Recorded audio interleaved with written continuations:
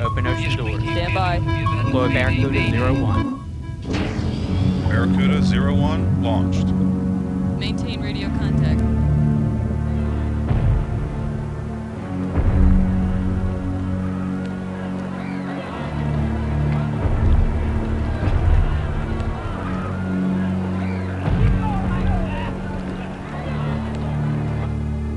Barracuda 01 to base. Approaching Hyperion. Or at least what's left of her. I'm going out there. Let me take a look. Okay, Jake, be careful. Airlock clear. Oh my god. Oh my god. Jake. Jake. You read me, Jake. Get me out of here. Jake. Hey everybody, how's it going? We got our flashy red light. We're doing it tonight.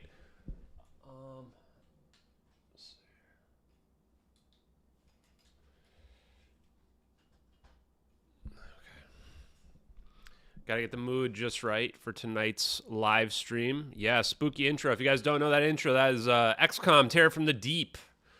One of my favorite strategy games from the 90s. It's a sequel, and it's relevant to what we're going to be talking about here tonight. We're going to be talking about ultra-terrestrial hypothesis from the ocean, specifically. The reason why I decided to do this stream is that there's been several different things that came out recently regarding stuff that's being edited in the by Google in the ocean. And we're going to look through the various evidence for the ultra-terrestrial hypothesis that's been out here for the last probably few years, but we'll look at whatever we can find out there. I will encourage the chat as well to jump in, and if there's anything else you think I'm missing, to let me know, and we'll go over it. Okay, we're gonna keep this stream as high and tight as possible, meaning we're gonna try to focus on the task at hand here and see how it goes. But real quick, let's switch over to full screen. I'll answer a few quick questions.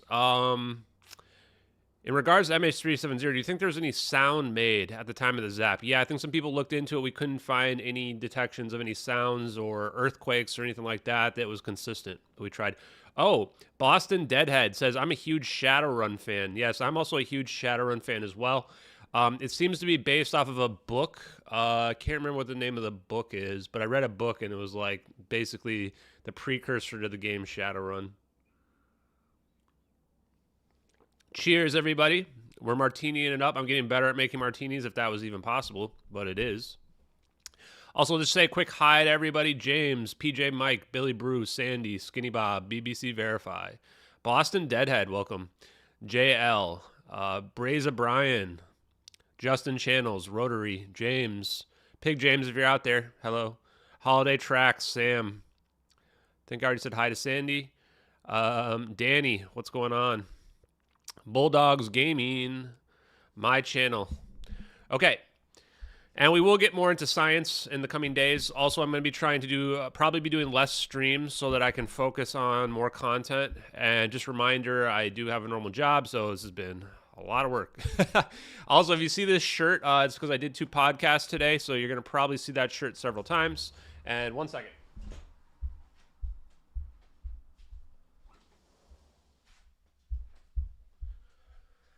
Yeah, I could have changed my shirt and, had it not be weird, but honestly, I just don't care. But yeah, some good podcasts should be coming out. One that I did in the Foxhole with George Howard and Bob Grenier and Paul Stolzkin, which was pretty good. Now, let's get digging right into the task at hand, guys. So I think I've been clear about my personal opinion. Everybody's allowed to have their own personal opinions. But the ultra-terrestrial hypothesis would be the most likely, in my opinion, if there are aliens out there, which would be that the aliens come from our own planet. And they're probably like our cousins or something like that, right? Perhaps even indistinguishable from us. And if that's the case, then it's pretty unlikely that they're hiding in the mountains or something, right? So that would be like kind of like Bigfoot and cryptids. To me, the most likely scenario, I'm not really a hollow earth believer, but who knows these days, would be the oceans. We know very little about the oceans. So what do I want to start with? I want to start with, what's this? I don't even remember pulling this up. Okay. Okay. I want to start with the 4chan leaker, and I'm not going to go through the whole 4chan leaker thing. In fact, this is probably not the one I want to go with. I have a better link. Let me pull it up real quick, chat, so that we don't have to sift through all the responses on 4chan. Here it is. Let's get rid of this. Okay. This is the same post, but this is all the responses. Now, the 4chan leaker, if you're not aware of it, hey, Gerald, how's it going? Is this post here that was posted on 4chan back in April of last year. And they claimed that they were part of a crash retrieval program. And some of the stuff they said was pretty bizarre. We think there's a construction facility that's been around since at least 4000 BC. Wow. And the main arguments that they make in here is that they can gravity manipulation, the construction's driven by AI, that they can wipe out and destroy and just basically disintegrate anything that comes too close, which is what we thought related to the videos early on, or at least that I did. They say that there's one of these construction facilities that never leaves the Bermuda Triangle. This was kind of a weird crossover event between the Bermuda Triangle and UFOlogy as well. And that they were only familiar with one, but they think there might be more than one of these underwater bases, for example. And that they produced the UFOs to spec. So that's pretty much the last unit we saw approach the facility didn't even have time to communicate. They were being attacked before it was over. So pretty wild stuff. Hey, UFO hunters, how's it going? Let me see. I think that's pretty much the main gist of this. But I'll throw this in the chat if you guys want to check it out yourself. Feel free to read it. I think there was one of the more compelling ones just because of the way they were able to answer questions in real time to people. I think that's pretty impressive. And at this point, I think we're very certain that gravity manipulation is real. It uses something called scalar physics. The key is re-understanding Maxwell's equations, specifically about the B field, that it does not equal zero. The B field times the del cross operator does not equal zero. It just actually equals the A field, which then allows you to manipulate gravity through magnetism and electricity. So if anyone wants to know the math and the science, there you go. I just gave it to you. I dare anybody to prove it wrong. Okay. Now, why are we bringing this up? Why are we talking about weird underwater stuff, guys? Let's go ahead and go to this post that was made yesterday, right? And this one is really interesting because somebody, Kelly Chase here, says they scrubbed the underwater anomaly off the coast of Malibu. I remember hearing about this underwater anomaly. And the weird part is there's been a lot of claims that like Catalina Island and there's like a trench like right outside Southern California that goes down as well. Which when you look at it on Google Earth, you would see like these weird lines and stuff like that. Now this one, I don't remember exactly how long ago this was found. But the image, this is the best image that shows it. I mean, look at this. what is this? Like, compared to everything else, it looks so smooth. And then here, I don't know if this was an artifact of the angle, but like this looks like there's like a structure, right? This almost looks like a structure. And just to be clear, I'm not saying that any of this stuff is necessarily true, but I think it's interesting to investigate. At least, you know, we can spend an hour on looking into it. Certainly worthwhile. And so, yeah, this structure here is just bizarre. But the weirdest part is, for some reason, Google has censored it now. They've blurred it all out. Look at this. They just literally blurred it out. And I've noticed Google has been doing this for a lot of stuff where they blur it out. To me, that's a giant red flag. Why are they blurring stuff out at all? Whoa, Tracy Scott. Tracy Scott has been one of the biggest supporters of MH370 and has been respectfully pinging a lot of people, asking them to look into the evidence. And I just want to let you know that I appreciate it, Tracy. I've seen you in the chats. I've seen you in the replies. It's even a little bit awkward because the way that you ask people so nicely, it's hard for them to say much in response, you know? So Tracy Scott says, 30 pound, I believe that's pounds, donation, which is a lot. Thank you. My love to all, and thank you all in MH370 as you've helped me fight for truth. To all that don't believe, take a stick and play where the sun don't shine and research. Happy hug face. Thanks, Tracy. That's pretty awesome. So yeah, I appreciate your support. Just as a reminder, you know, I don't need people to donate, but if you do, obviously it's very I much appreciated. I'll put it to good use, put it to finding the truth, and improving our production qualities to be able to get our reach out to more and more people, honestly. So thank you very much. Okay. Fan funding live chat. Okay. I switched it over to the live chat. So yeah, thank you again one more time, Tracy. Okay, so they've blurred this out, and when we look at all the images, you can see how it used to look, right? Like, this is very clear. This is not a situation where they've blurred it out because they messed up. It's not blurred out because they had, like, different frames stuck together. When you look at this here as well, especially the non-blurred out version, like, look at how the land, like, you can see the ocean here, like, sinks naturally here. And then it gets to this spot, and there's just this crazy anomaly here, right? Like, this should right here be where the ocean, where it sinks down, right along this ridge here. For some reason, it sinks down and it comes back up. So if there are beings, how crazy would it be for them to be this close to the land, right? What if they're just like a couple miles? I don't even know if this is a couple miles. This might even be like a mile off the coast.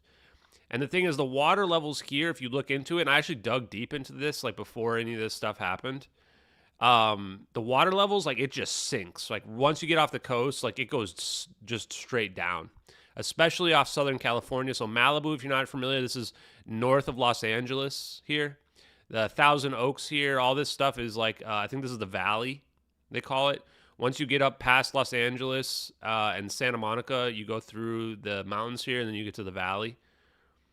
So if you watch some of those TV shows, that's what the valley is this big area north of Los Angeles. And then you've got Malibu here. Okay. So this is pretty weird. There's also a video out there where somebody zooms in on it, but I think this picture, we don't really have to find that because this picture shows it pretty well here. Pretty bizarre. I also want to do a quick search for the stuff off Catalina. What should I look for? Water anomaly Catalina. Let's see if we can find the images. Well, nope. This is just pictures of people throwing poison into the water. Great. Let's do underwater. Oh, no. So this is the same one. So this might just be the same thing. Is this a different one? I think this is the one we're about to look next. Yeah, okay, we're about to look at that one next. Okay, so this is our first underwater anomaly. Pretty damn bizarre. Let's look at the next thing.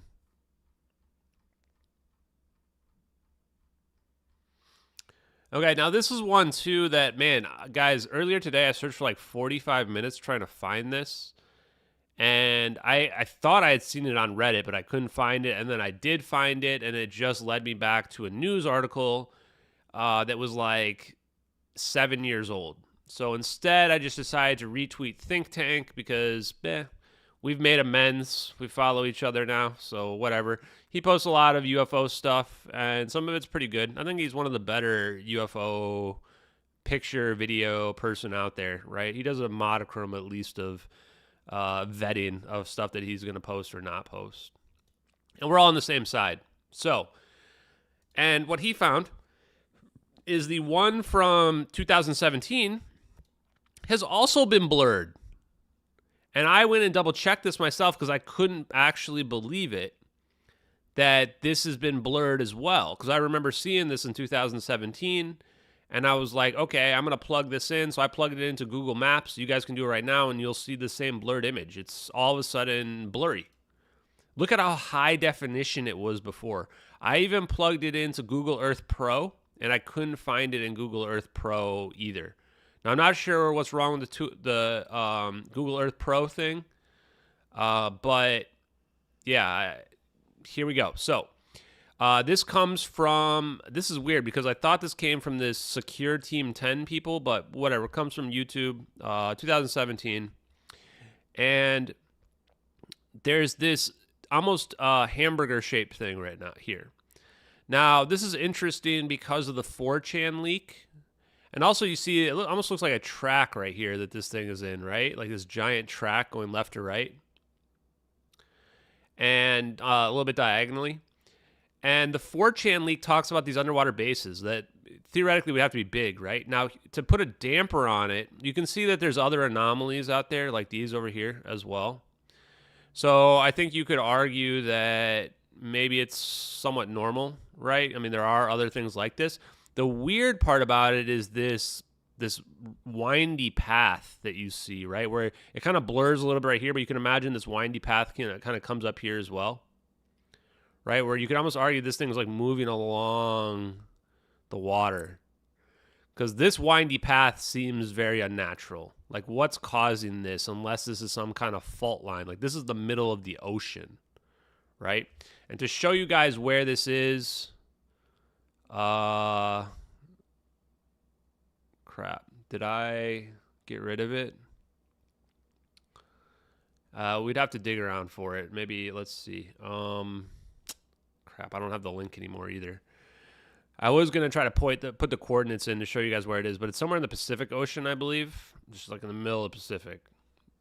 So, not sure. Yeah, and the problem is you can't find it anymore because now it's blurred. But so, Krishley, I'm going to say your name correctly. Yeah, here you can see the scale in this picture right here. No, it's not 75 square miles. This is 4.61 kilometers. So this is about 2 miles wide. 2 miles. So it's about 24 city blocks. This is huge. This is really huge. Hey, Yoga with Denise. Hey, Krishley. Hey, Rotary. I see you. Hey, Danny. Hey, Nurjat. Appreciate you guys as well. Hey, Dalton. Hey, Schizo Enemy number 1. Yeah, where is the Bitcoin billionaires to fund the submarine investigation, right? Where are these? Man, at this point, Tim Pool might be correct. There might literally be Bitcoin billionaires out there. But why can they not go look at some of this stuff in the water? Same with the MH370 stuff. If somebody claims they know where it is, just go take a boat out there. Rent one. I mean, it can't cost more than $10,000. Rent a boat. Fill that thing up with fuel. Go out there. Drop something into the water. And go look down there. Right? Can't be that hard for some of this stuff. The ones especially off the coast of California has got to be super easy. Right? So this one is about 2 miles long.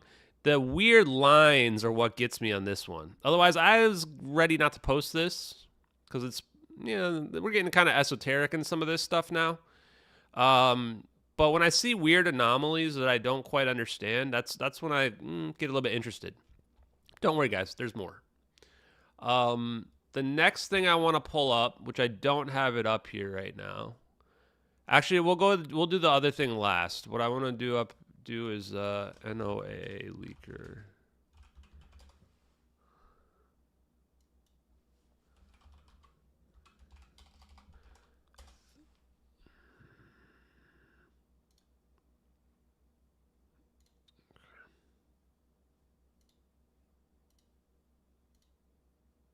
Okay. I think this is the one. We'll come to this one in a minute. Okay, so this is another one, guys. There's more as well, right? So NOAA has asked the public for suggestions on what this could be. What the hell are we looking at here? Strange alien holes discovered in the ocean floor. This was 2022. Okay? The holes appear to be closely aligned, regularly repeating pattern. Tiny piles of sediment are piled around them as well. This does not look like what a creature would make, right? It's too exact. It looks like someone just took something and punctured it along the ocean floor, right? I'll do it where you guys can see it. Just like some kind of wheel. It's like a spoked wheel, right? Something like that.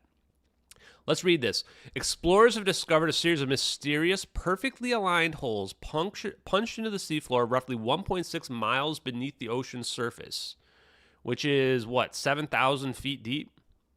And they have no idea who or what made them. The strange holes were spotted by the crew of the National Oceanic and Atmospheric Administration, NOAA. Guys, remember this term, NOAA. When I made that other post, I said I don't trust the NOAA because this is kind of like NASA. It's like NASA for the oceans, right? If there's stuff floating around in the sky, like UAPs, NASA is full of shit and they're lying. If there's stuff in the water, then the NOAA is full of crap and they're lying, right? They were investigating the Mid-Atlantic Ridge, a mostly unexplored region of the seafloor that is part of the world's largest mountain range.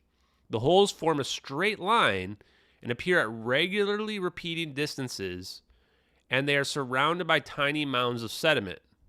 This isn't the first time the holes have been spotted in the area. 2 marine scientists from the U.S. Marine Fisheries Service also spotted mysterious hollows in the ocean floor during a dive in 2004. Okay, so let's look at the Mid-Atlantic Ridge. Where is that on the map?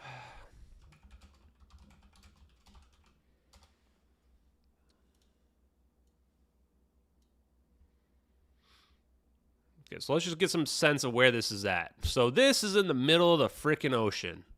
This is middle of the ocean. So there's weird holes in the middle of the ocean. So where's the Bermuda Triangle? Bermuda Triangle, I think, gets formed between Cuba, somewhere over here. Actually, can we find where Bermuda Triangle is?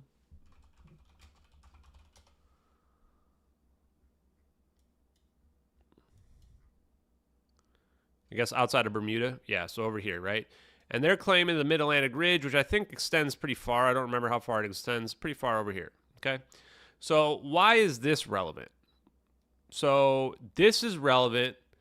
NOAA. Yeah, NOAA. I think I said it right, didn't I? NOAA? NOAA. This is relevant because, again, going back to the 4chan, 4chan leaker.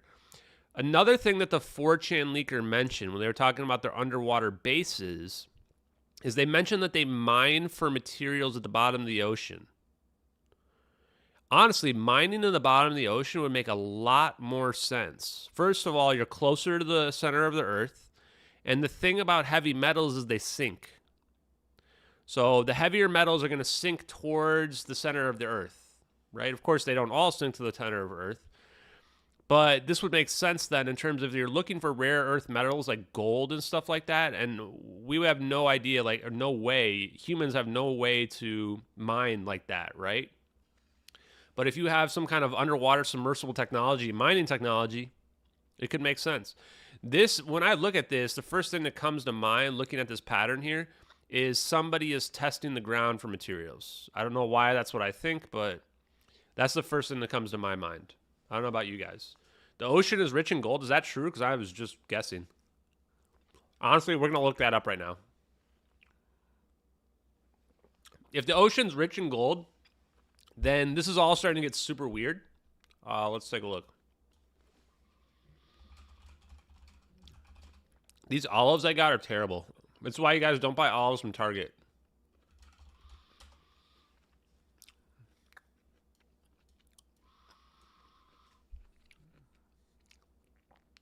Well, this is a weird ratio. The amount of gold to water.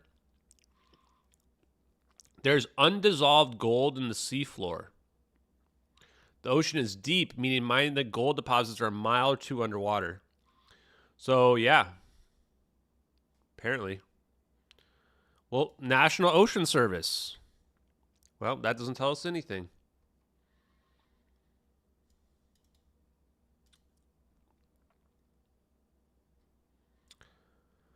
Oh, here we go. Forbes.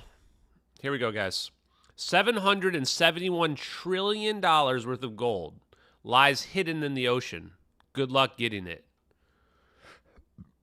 Okay, what is... God. Ocean waters contain about 20 million tons of gold in them. When I say in, I mean literally that the gold is in the ocean water. The concentration lies in the order of parts per trillion. Huh. I didn't know it's like literally dissolved into the salt water. That's pretty interesting. So it's actually like literally in the ocean. Huh. Even more interesting. Yeah, gold dredging, who knows? So, okay. So we've got these weird holes, right? And we have a 4chan leaker who's saying there's huge underwater bases. We've got satellite imagery or ocean imagery that's being blurred by Google. We've got them claiming that they mine rare earth materials. The other part that's odd is that LK99, okay, so LK99, the room temperature superconductive metamaterial that is produced from lead and copper. A better way to produce it is using lead and gold. The reason why they don't use gold is because it's like 1,000 times more expensive. In fact, how much does copper cost? Copper, $2 per pound. Okay? Copper is $2 per pound. What do you guys think about gold? $25,000 to $30,000 per pound. So it's 15,000 times more expensive. 15,000 times more expensive. So, what? JK Philly fan, we'll come back to that at the end. I'll make a note. If that's true, wow. If that's true, okay, I'm making a note, JK Philly fan. We're going to look. We're going to look after this. And hey, Bernie, welcome to the chat. Hey, Evan. Yeah, feel free to hit that like button, everybody. So if LK99 is better at being produced from gold than copper, then gold could become one of the most valuable. I mean, it already is one of the most valuable, but one of the more valuable resources, not just the planet, but in the entire galaxy. Right, and gold is a metal that we think, if I am saying this incorrectly, please correct me, is one of the ones that would take several generations of stars exploding in order to produce. The heavier metals take more and more generations of star deaths and rebirths to create. That's essentially how all the heavier metals get seeded throughout the universe as we know it, is destruction of stars. We think that's the only place where the energy levels and densities, et cetera, are strong enough to create higher, more and more powerful elements. We've been on for 30 minutes. We're probably only going to go for about an hour. We'll see. Is gold synthesis possible? Good question. I think you're talking about like alchemy, for example. I would argue that if we can achieve enough energy densities to teleport an airplane, then absolutely we can create alchemy as well. We can probably synthesize any material that we need. Now, that's a good question, because if you can synthesize the materials, then why do you need a mine for them if you're technologically advanced enough? Not sure. We don't even have the material science high enough, strong enough to even begin to answer that question at the moment. Maybe there's another reason why it's necessary. Bernie says, I'm pretty sure I've actually figured out metal transmutations. So maybe Bernie can answer that question. Monatomic gold, anyone? Interesting stuff. Yeah, very interesting stuff, guys. Maybe in the future we will do a whole stream just about that. I think that the idea that we can produce metals and what have you is pretty interesting. Okay, so we've done this one. Now here's another one, and I think there's more like this, but there's a lot that have weird lines like this. Like looking at this does not look natural, right? And this is from 2009. Now I don't think we're looking at the lost city of Atlantis here, but when we look in the ocean and I see weird lines like this in a grid format, it does make me wonder, right? Because it doesn't look natural. What looks natural is stuff like you see in the left, in the top left in this image, in the bottom left of this image, right? Smooth hills and valleys and peaks. Rarely do you see like grid formations like this. And this is why they're arguing that it's the lost city of Atlantis. So UK tabloid The Sun has an article claiming that someone found Atlantis using Google Earth. As someone who's personally interested in it, okay, however, a grid of crisscrossing lines the size of whales buried 3.5 miles underwater, which is 17,000 feet. So this is very, very deep, guys. There's nothing to sneeze at. Mother Nature does not make straight lines. Intelligent beings make straight lines. These lines are apparently 620 miles west of Morocco, near the Canary Islands.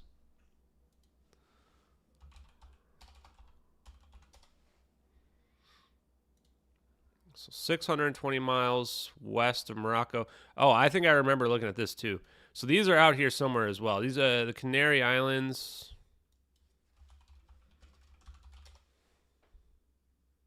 Yeah, so these Canary Islands. So this is probably somewhere out here where I got my mouse, right? Pretty far out here. There's some pretty tiny islands out here as well. So all of a sudden there's some weird straight lines out here off the coast of Africa. And so this is just another example where there's weird stuff in the ocean, right? So at the end of the day, the question is, what's going on at the bottom of the oceans? We know very little about what's happening in our oceans. And the oceans are very deep. This is 17,000 feet. So it's going to take us a long time to get down there and check it out. I don't remember what the depth of the Titanic is, but we'll Google that right now. The Titanic is only 12,500 feet deep. And the last sub that went down there imploded. So 17,500 feet, 3.5 miles, is significantly deeper than this. The pressures start to get huge, right? It's hard to even fathom the scale of how far deep that is. Here's the Grand Canyon, right? The Grand Canyon isn't even halfway. That's how deep this is. U.S. Navy submersibles only go down 4,000 feet deep, which is pretty crazy. I didn't even know this, but that means like when the submersibles get deeper, the pressure is getting too strong for them, right? This is why I think a few have been lost, because they sink and then that's game over. There's no rescue possible. And this is so deep, you wouldn't even be able to swim to the surface. And even if you could, the pressure would blow your eardrums out and kill you that way as well. So the Burj Khalifa right here is the tallest building in the world. I think it's still the tallest building in the world. Is it on my list?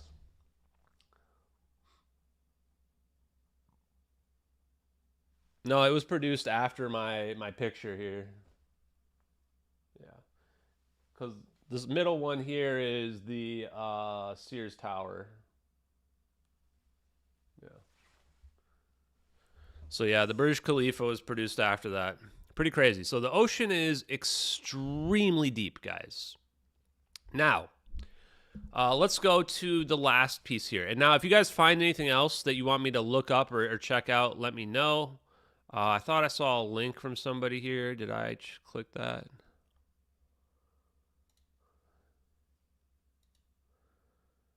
Oh, okay, here we go. Let's watch this first. This will be fun. USO caught on video following a ship off Catalina Island. Let's see if there's any sound. Oops.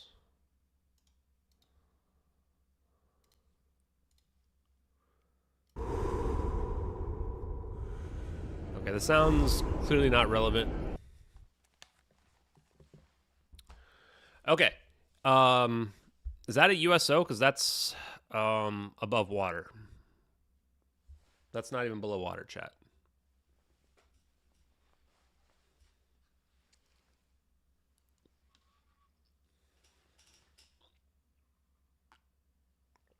Isn't this... What is this? Is this the one that was shown by Jeremy Corbell or somebody else going into the water? Why is this a USO? Isn't this above water?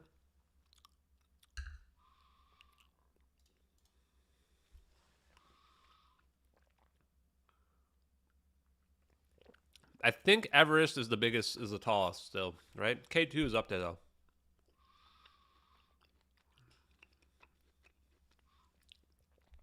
Hector, it wouldn't surprise me if there were several filmmakers who've been read in to the stuff. It wouldn't surprise me at all. Okay, is this even underwater? This isn't even underwater. Okay, this reminds me of another one as well. UFO, glowing water, California coast.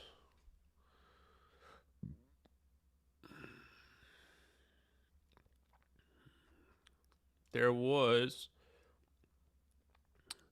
I remember a UFO seen from a pretty grainy picture. I can't find it, and I don't think I have the link. There was a underwater glowing object that was going underneath the water off the coast of California somewhere, Southern California. And you could see it from somebody's like beach cam where they were like looking out into the water from their like house or whatever. And you could see this object kind of float, or not float, but just be barely underneath the water, glowing, moving underneath the water. It was really bizarre. That's kind of what that reminded me of. I think that's it's a better UFO the video than that one. So if anybody else does find it, let me know. Pretty interesting. Yeah, that one was meh. Okay. Yeah, that one did look like the jellyfish though, didn't it?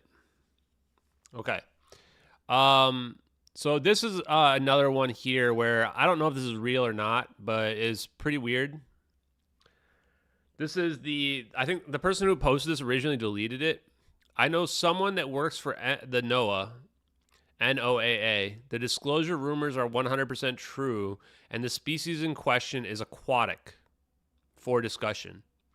And actually, this is just remember, we're going to look up the Lake Baikal incident as well. I think it's referenced in here.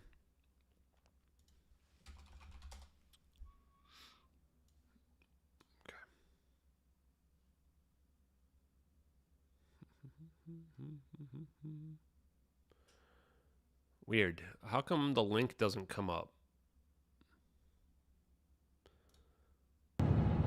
This is, you would expect it to, like, anytime I Google something and I'm like Googling the exact thing and I don't find it, weirds me out. I don't trust Google at all anymore.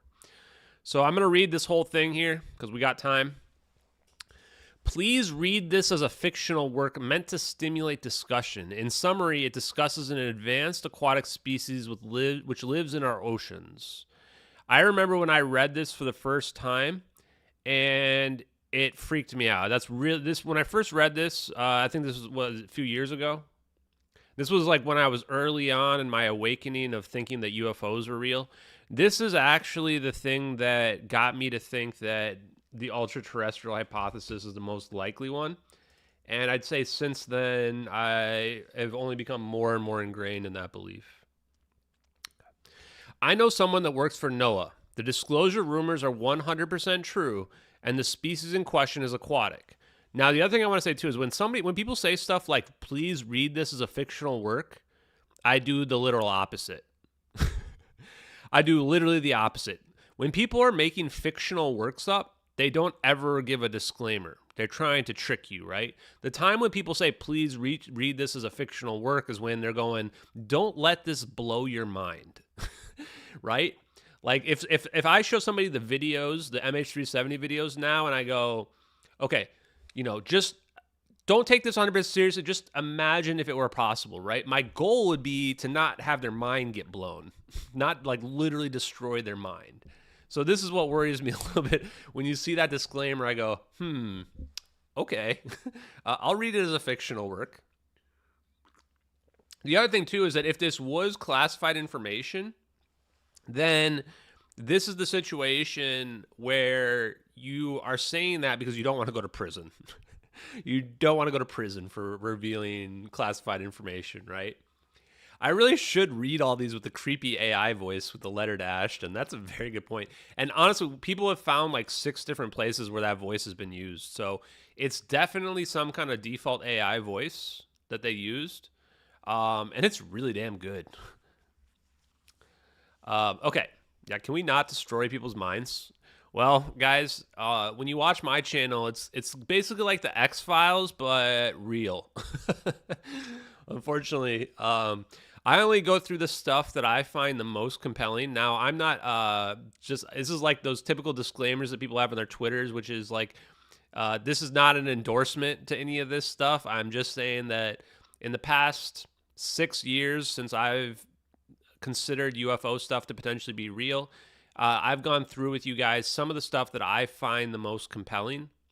And there's a lot of connections between a lot of the stuff that I talk about. So we talked about EBO Scientist Post, where EBO Scientist Post is a physiology of an alien being that supposedly the United States government has, their body, they're dead, whatever.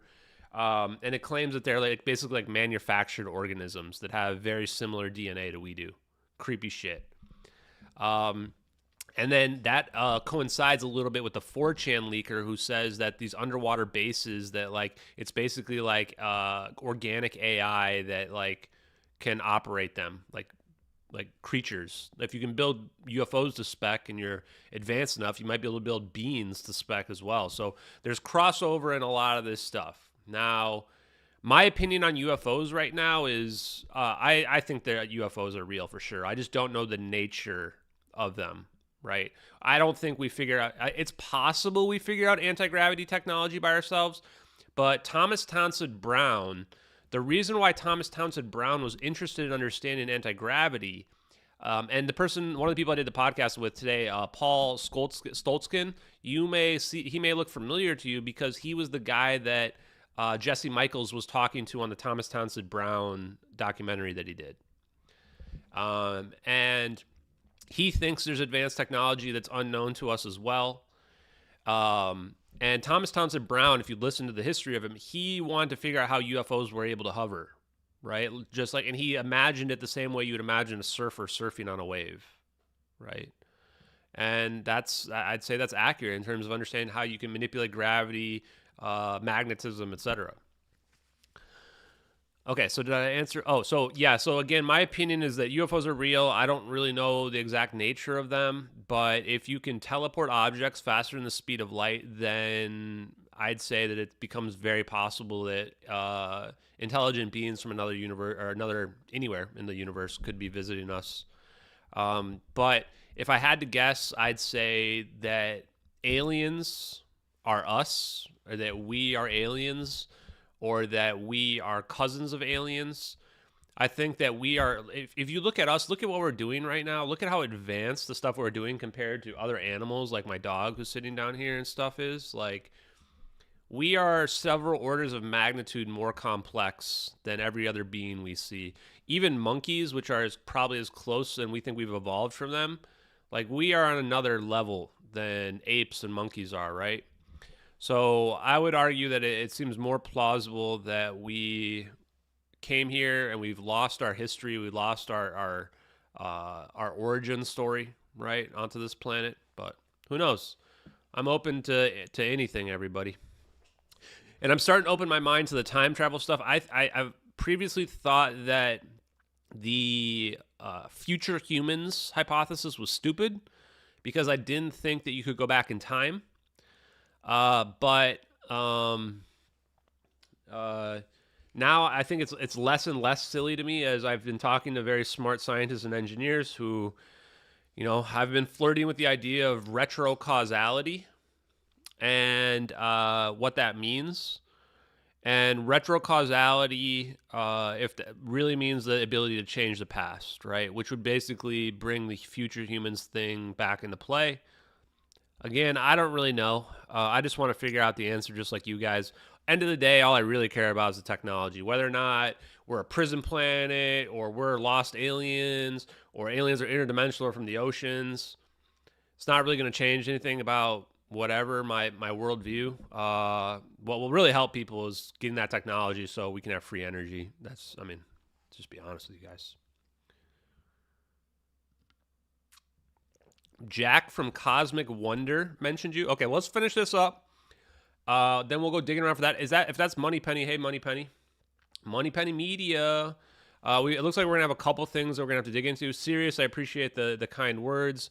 Jack from Cosmic Wonder. You're gonna have to tell me how to find that, if that's a YouTube channel or whatever. We don't use simulation, Martin Robert Madsen. We're very PC here. We're very politically correct on this stream, and we call it the Matrix hypothesis or the holographic principle. Simulation offends certain people and makes them think that their lives don't have meaning. So that's the reason why I don't call it a simulation, even though, yes, it would technically be a simulation. Yeah. And the reason why that's important is, and I've said this many times, but I'll say it again. Yeah, we live in Westworld in real life.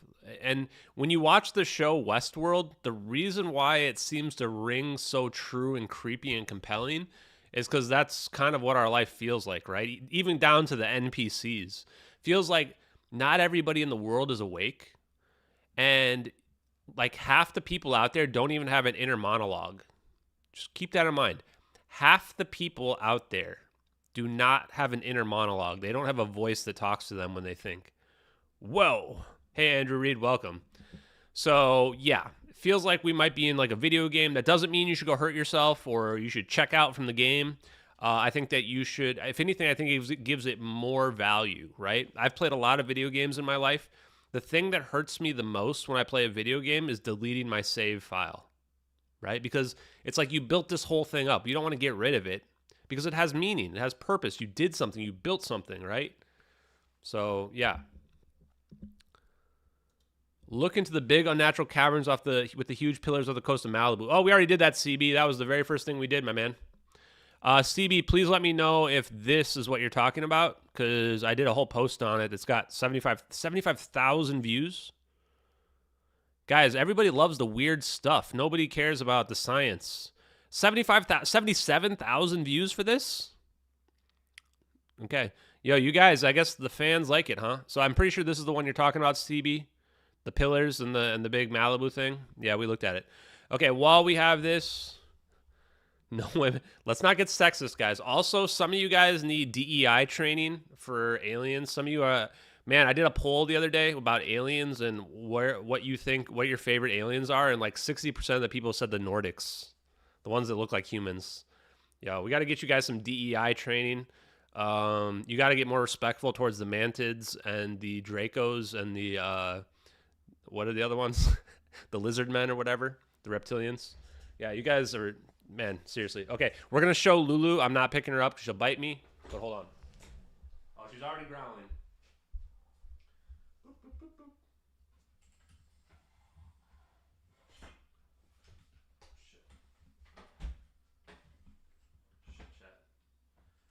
Okay, this is failing. It's failing. Lulu. Oh, there she is. Lulu, look up. Lulu.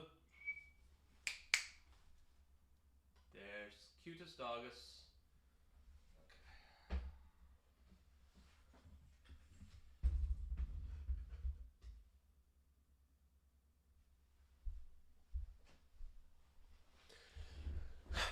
Okay. Oh, okay. Oh, damn, that wasn't full screen. Okay, hold on. One more time.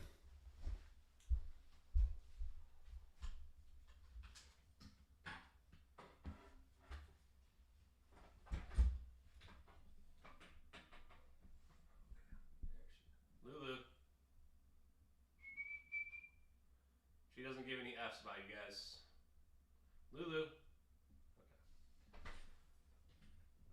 We try chat.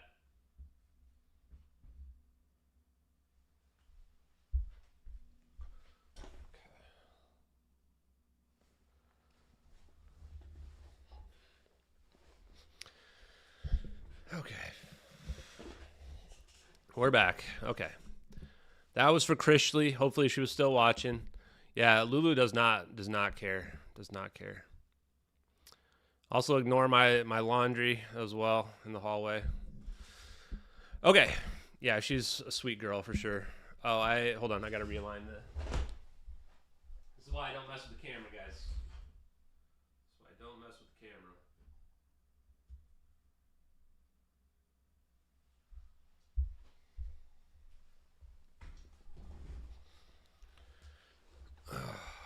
Okay. Hey everybody, and hope everybody who just jumped in. Appreciate you. So was this the thing that person was asking about with the Malibu stuff? Cryptids are supernatural? I don't know, but I know somebody who's an expert at cryptids, and that is Tony Merkel. So if you want to know about cryptids, check out the confessionals. That guy is like the master of cryptids, man. Master of cryptids. Oh, my dog, how old is she? She's like 8 years old, I think. 8 or 9. She's pretty chill though. Although in the mornings now she's got a new thing where she jumps up at me like I'm on one of those elevated like doctor stools things. She jumps up at me like nonstop until I pick her up and put her on my lap, which she doesn't do it at night, because if she did it at night, we can turn on a light if you guys want. Sure. If I did it at night, then you guys would be able to see her. Man, I swear, I'm getting you guys DEI training for reals. All these Nordic lovers in the chat right now. Okay.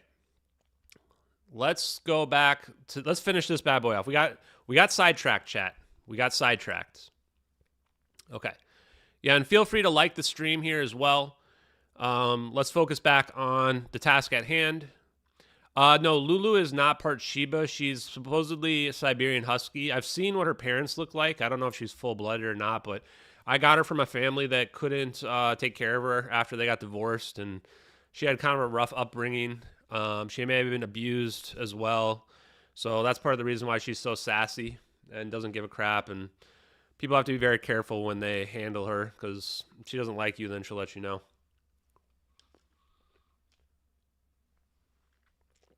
It's true. I have a white dog, but I used to have a black dog. So no racism here, chat. I'm an equal opportunity dog lover.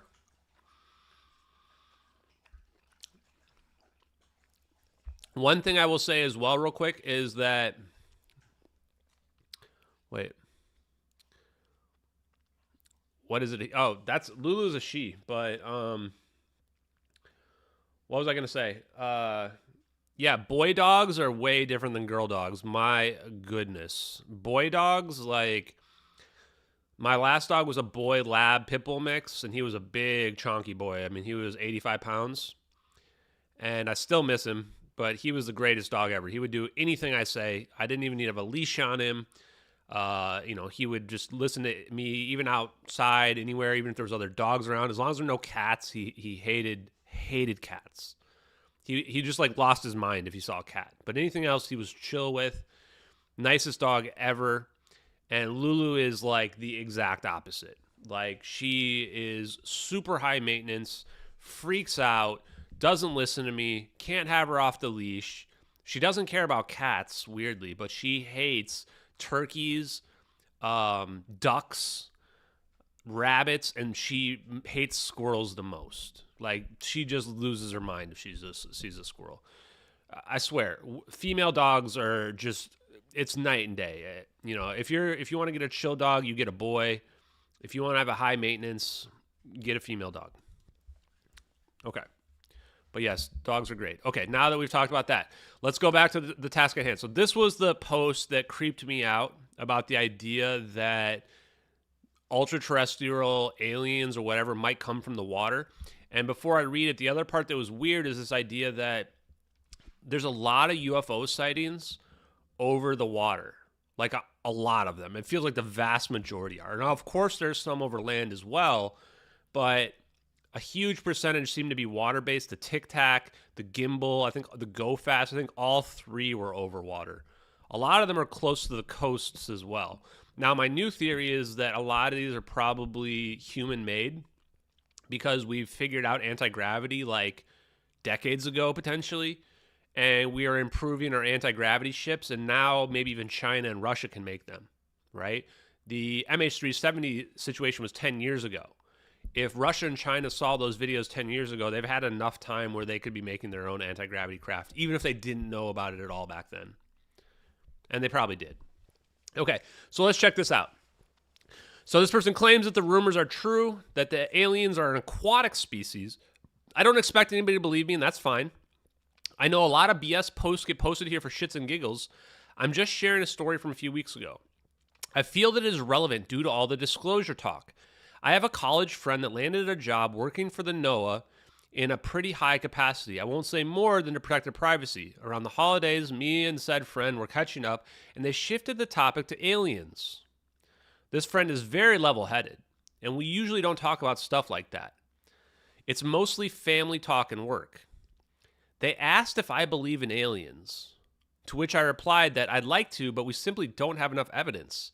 Their expression perked up, and they said, I'm going to tell you something, and I want you to take me absolutely serious.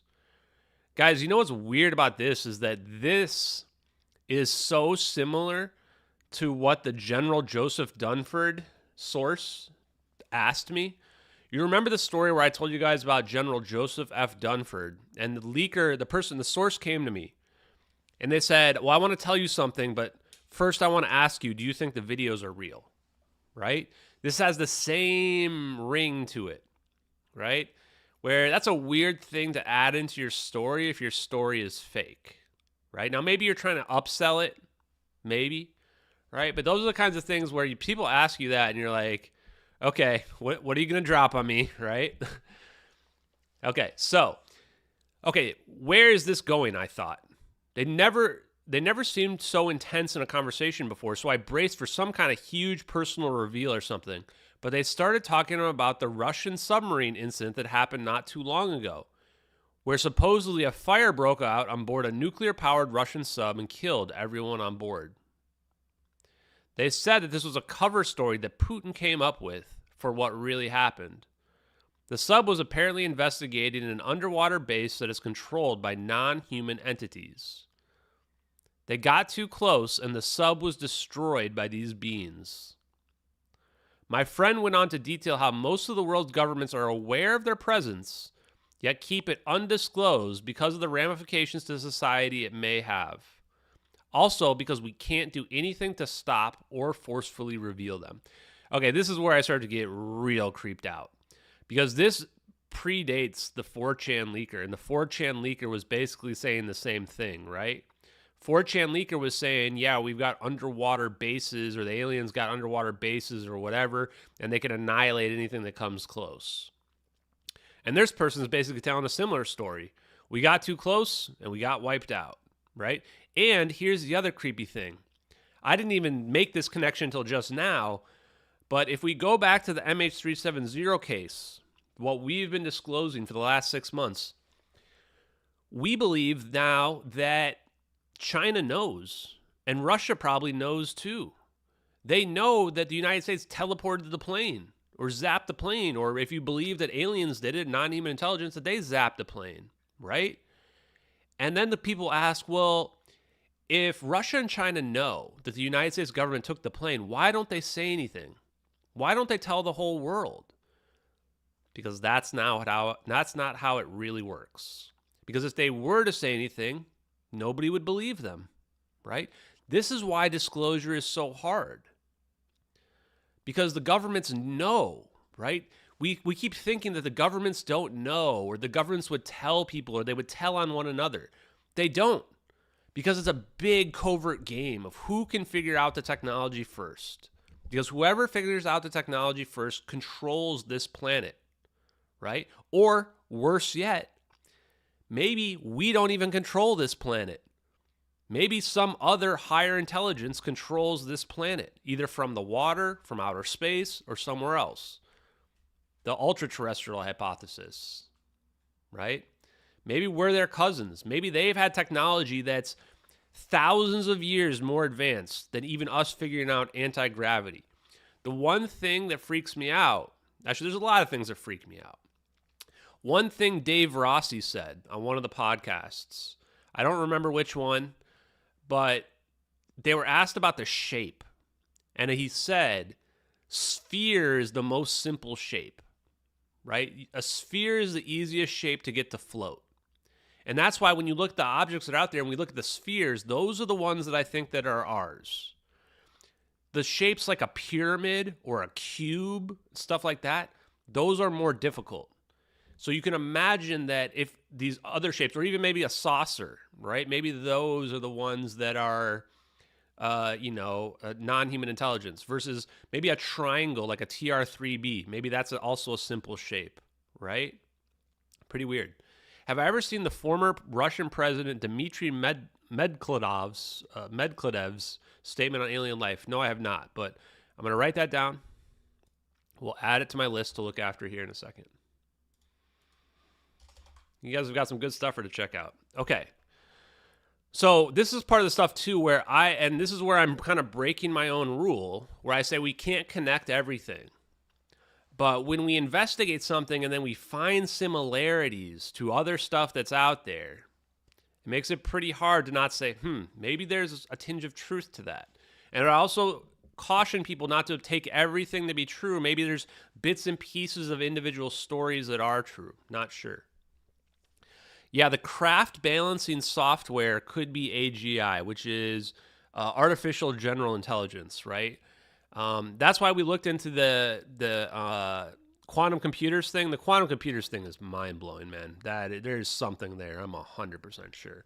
In fact, I plan to make a summary post about the quantum computer stuff. There's just not much to discuss, but I think even explaining quantum computers to people will be helpful. So probably tomorrow or the next few days. Let me just make a note to remind myself. Guys, my task list of like stuff to post on Twitter is very long. Okay. Let's keep going. Okay. They told me the NOAA has had thousands of incidents of contact, quote unquote, with these underwater beings, and that it is fairly common knowledge amongst certain departments and roles in the organization. They said they have witnessed video, audio, and physical evidence of these beings residing under our oceans, but it is kept under tight wraps by senior officials and whatever government sectors control NOAA. The Friends said that the recent disclosure buzz is legit and had been carefully planned. They said they don't know exactly what details will be provided to the public, but that in general, it will be made known that there are other beings occupying our planet, and that they are not from another planet, but have been here long before us. Okay, why is this pretty wild? Because this syncs up with what we've been getting told in disclosure, right? The AARO said there's no extraterrestrials from other planets, which is weird, and that's why I posted the screenshot. Do I have it still?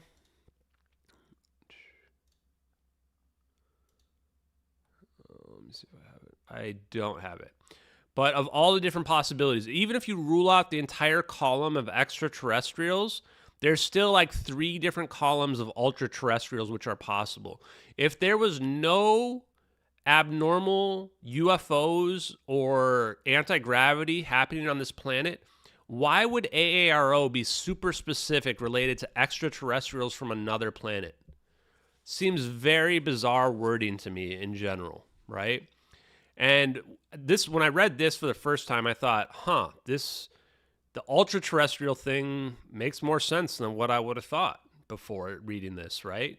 I mean, and now after digging into what we've discovered the last 6 months, I'm sitting here going, it makes like the most sense to me out of everything else, right? Is that our oceans are huge and they're deep and we don't look into them at all, right? certainly could be something going on there. And then they also mentioned that the disclosure buzz is carefully planned. I'm 1,000% sure that there's a slow disclosure plan. But I don't think that slow disclosure plan ever has any, this is the date we're going to tell people the truth. I think that what they plan on happening is it becomes self-evident, and then that's when it just comes out, right? Okay. They also said these beings actively keep us out of certain parts of the ocean. I'm already thinking Bermuda Triangle. Apparently, their technology is advanced beyond anything we could come up with to withstand/negate the insurmountable pressures at the extreme ocean depths. So this makes me think right away about manipulating gravity, because if you can manipulate gravity and inertial mass reduction, then the pressures of the ocean don't mean anything. You can create an artificial bubble, right? They are able to freely enter and exit the water in their craft without displacing or disturbing it physically. Now, that's huge as well, because that's anti-gravity technology right there. That's the orbs, guys. And we're going to show the clip, one of the clips from one of the videos right now, because of how important this is.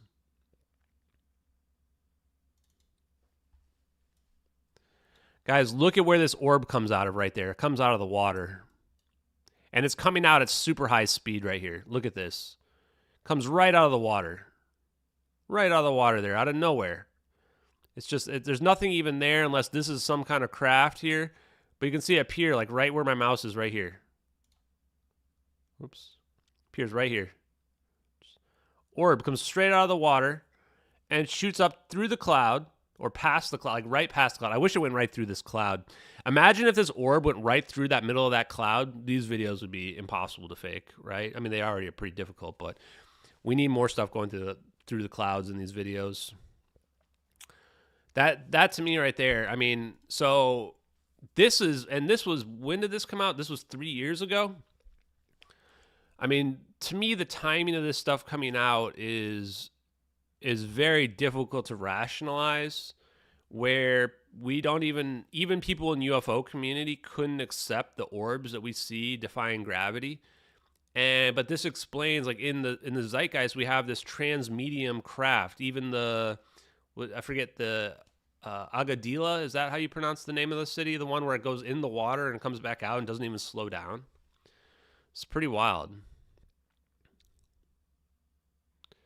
In the same way they say space is hard, they say that the ocean is too deep to investigate, to deter people. That's why rockets, they explode, get a boatload of attention.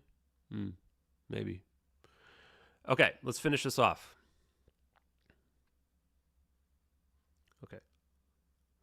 They've been captured innumerable times on sonar, traveling at speeds underwater that are impossible as far as human technology or marine biology is concerned. So this makes me think of like the supersonic weapons, or potentially the USOs. And I think that, was it Darcy?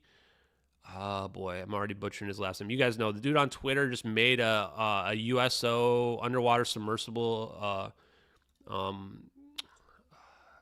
video. I think it's available on Amazon. You guys can watch for like $5 or something like that. Fast movers. They also mentioned a place called Lake Vostok, and said a very large base was discovered under the ice, and that the Russians have control over the operation there. My friend also detailed that they have witnessed, outside of any craft, swimming in the ocean freely by submersible divers and cameras at the bottom of oil rig platforms. That creeped me out. Can you imagine you have those cameras at the bottom of the oil rig platforms just looking at the stuff, and then they just see some creature fly by? They are humanoid, resemble what most people will call a typical gray alien. Oversized head, large dark eyes, no visible ears, small mouths. This is very similar to the EBO scientist explanation. It is not known how they breathe and move underwater. And this is also links up with the 4chan explanation of the manufactured aliens as well. That's pretty much most of what I was told. They didn't give a date. They just said it would definitely be this year, according to what they've been hearing. Apparently, this is going to be a worldwide disclosure, not a U.S.-specific thing. Well, that part didn't really pan out because this was 3 years ago and didn't come down. Oh, yeah. So Darcy's new documentary is the one that I was just mentioning there as well. Now, Lake Volstock, I think, is this one that we were looking at here. So I think we will try to listen to this. We're not going to do the whole thing.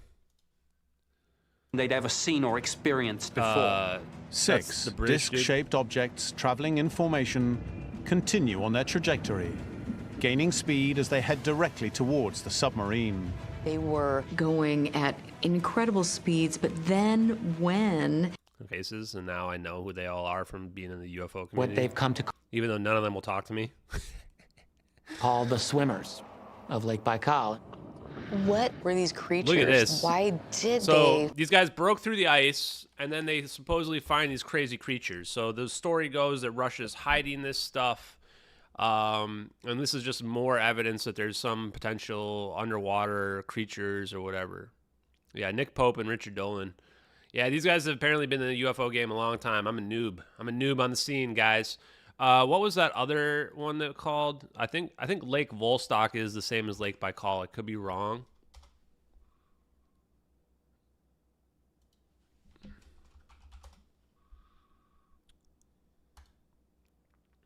Okay, well, let's check this out real quick. I didn't think we'd run across this. 2012, Life in Lake Volstock, the link between Antarctica and the extraterrestrials. Oh, look at this.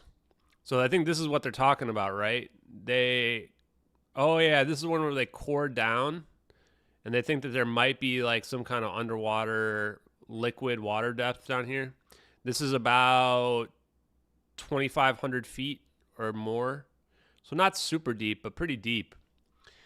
This is 2012. Russia announced they successfully drilled into the elusive subglacial Lake Volstock. Oh, this is one where people are freaking out because they thought like the movie The Thing was going to come to life, because that there was going to be like bacteria that was locked underneath the ice that we haven't seen in like tens of thousands of years or something like that. So this is kind of interesting now. Yeah, here it is. So I was correct. It's much more, though. It's 30 million years. Much of the interest in the Lake Volstock revolves around the fact that any microorganisms within it would have been isolated for anywhere up to 30 million years, trapped in an environment similar to the moons of Jupiter.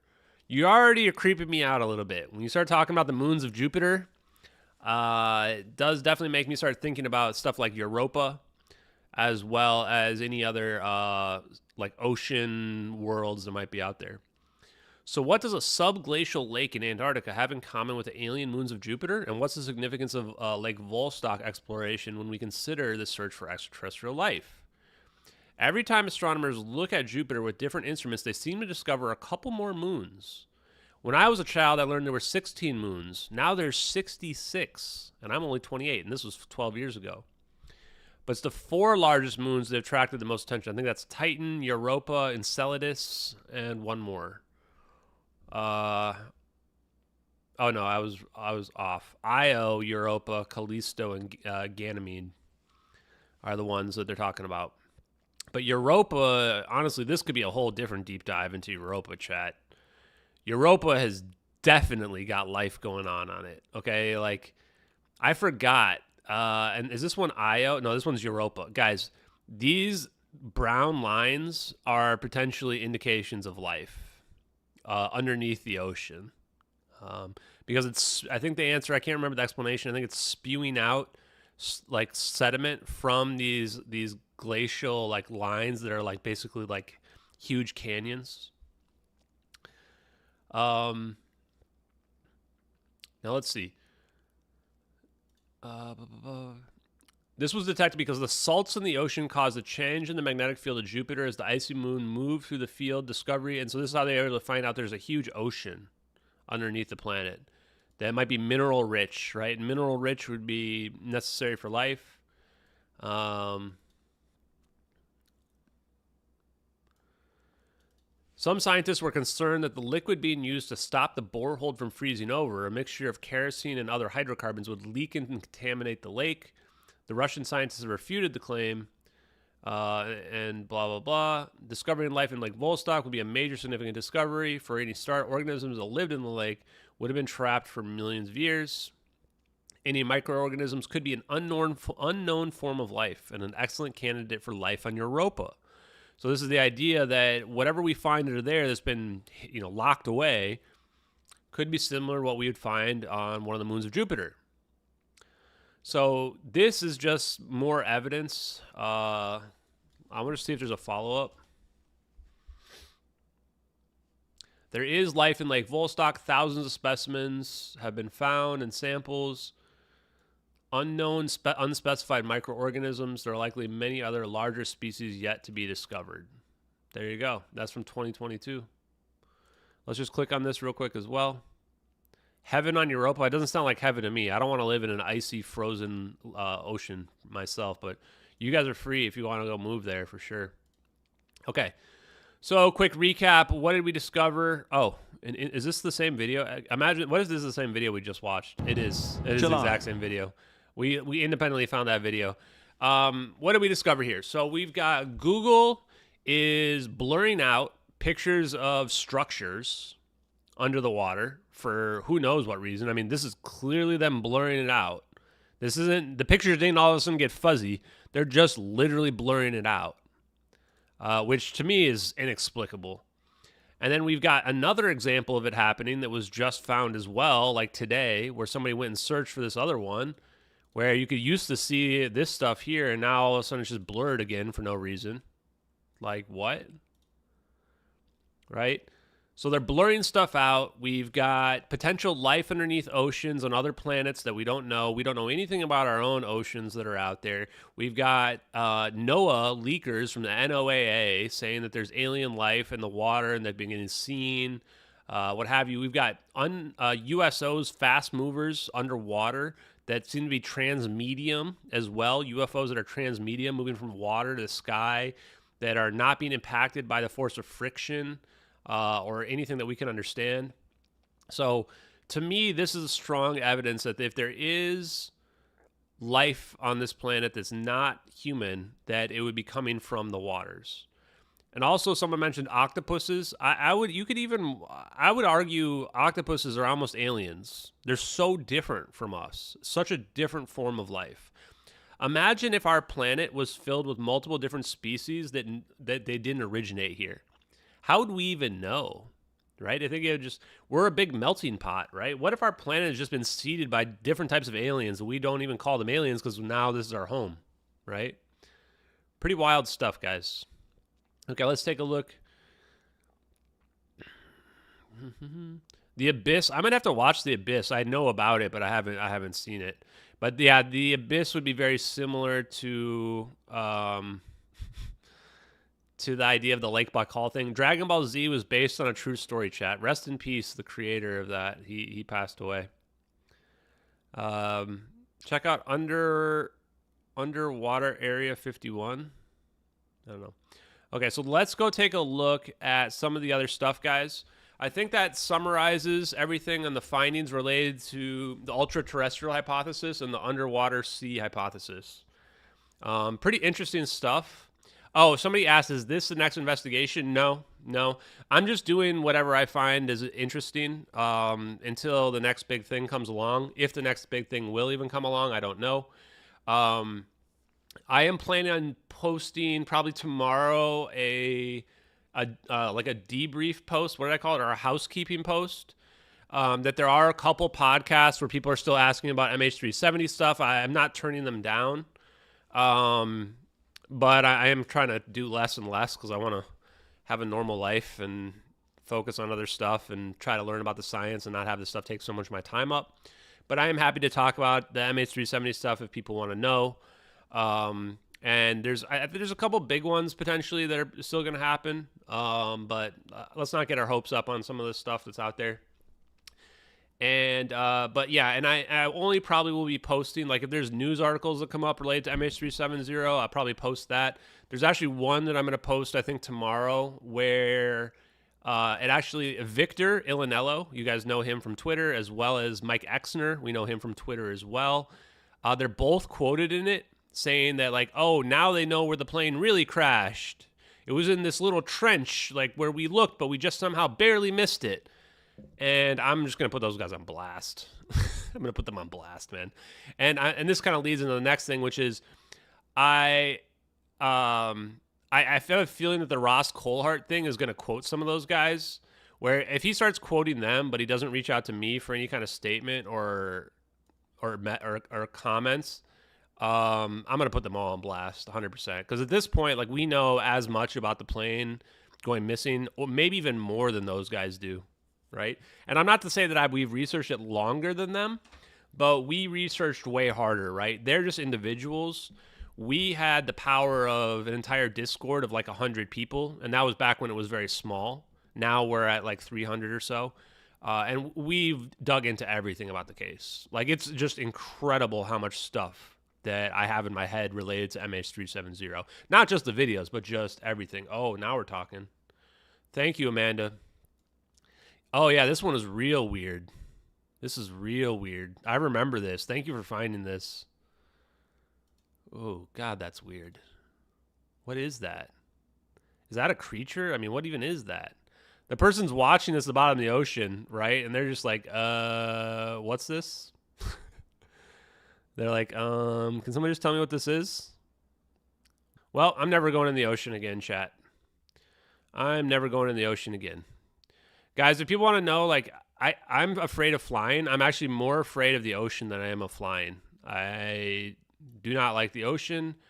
I do not like weird, crazy creatures in the bottom of the ocean. I don't trust the ocean. And yeah, there we go. Now, guys, we don't block people for being irrelevant, and we don't block people just for having different opinions. I do block them if they are straight up rude or unnecessarily vile, though. Or if they come after my job or other weird, crazy stuff like that. All the 4chan stuff got scrubbed on MH370. Dude, 4chan was actually pretty legit early on. And some of my earliest posts, guys, about MH370, I would shout out to 4chan and people would joke about it. It was pretty funny. Okay, back to the task at hand. Let me look at my list of stuff we're going to go through here real quick. Let's finish this up, guys, for tonight. Let's go through the rest of the items, housekeeping items we've got. God, this NOAA thing, though, is real weird. Okay, Ross Coulthart, apparently Ken Stabbing said that Ross Coulthart reached out to him. If JK Philly fan is still on, is that true? Guys, what is Ken's tag? Shit. I thought it was K Stabbing.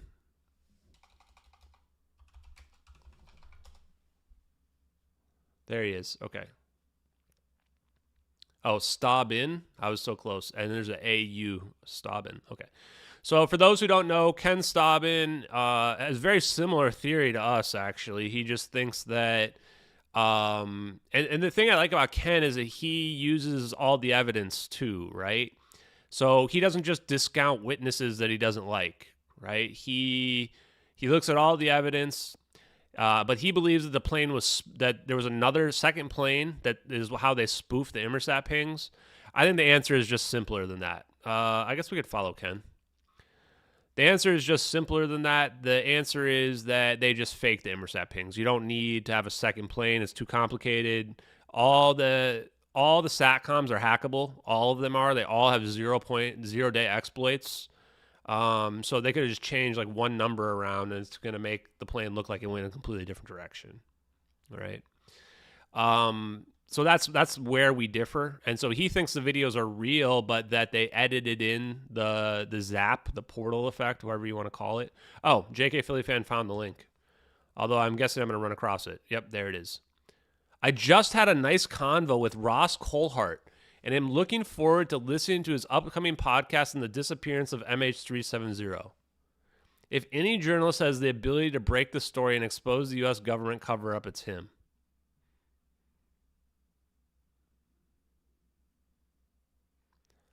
Wow, chat. Wow. Okay. What do you guys? Let's put it in the poll. Do you think Ross Coulthart is going to reach out to me? Let's take a poll.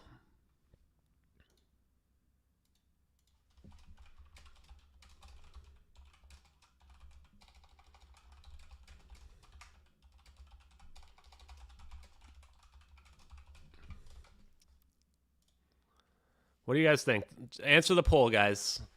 So he's reaching out to random guys who think the videos are real, but that they've been edited. He's a nice guy, but his presentation's a little bit more out there than ours is, let's say. And he got away from thankfully spamming everything. Oh, look at this. Hey, look, that's a nice guy, Ken. Oh, he liked that, yeah. The good thing is, I'll say this. This is one step closer to the truth than all the other experts that are out there. At least Ken realizes that planes don't crash into the ocean without leaving a debris field, right?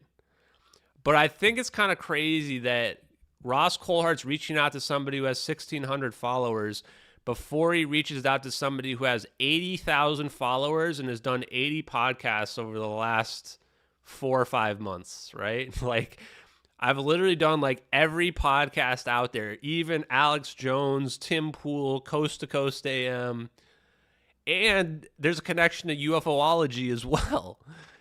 And Ross Coulthart he's like too afraid to talk to me. Like, I have to be honest, like I actually think Ross Coulthart is afraid to talk to me. Because the answer is like, I'm somebody who isn't an idiot. And I don't mean that, I'm not trying to put Ken down. I don't think he's an idiot. I think he's a smart guy. But I mean, like, I'm going to ask tough questions of Ross, right? Like, if Ross reaches out to me, like, my first question is, like, how much do you know about what the government's covering up, right? That's probably my first question to Ross Coulthart. And who's giving him information and who told him that the NRO doesn't have satellite capabilities like that, right? That's probably my first question to Ross. And that's probably why he doesn't reach out to me. If we're just being honest with each other here, chat, that's most likely that Ross won't reach out to me. Because I would probably want to ask him as many questions as he's going to ask me. But I would be nice to Ross for sure. You know, my true opinion on the Ross Coulharts of the world, as well as some of the other UFO investigators, is that the true nature of this phenomenon is more than what they were expecting. And this is people who think there might be aliens visiting us, right?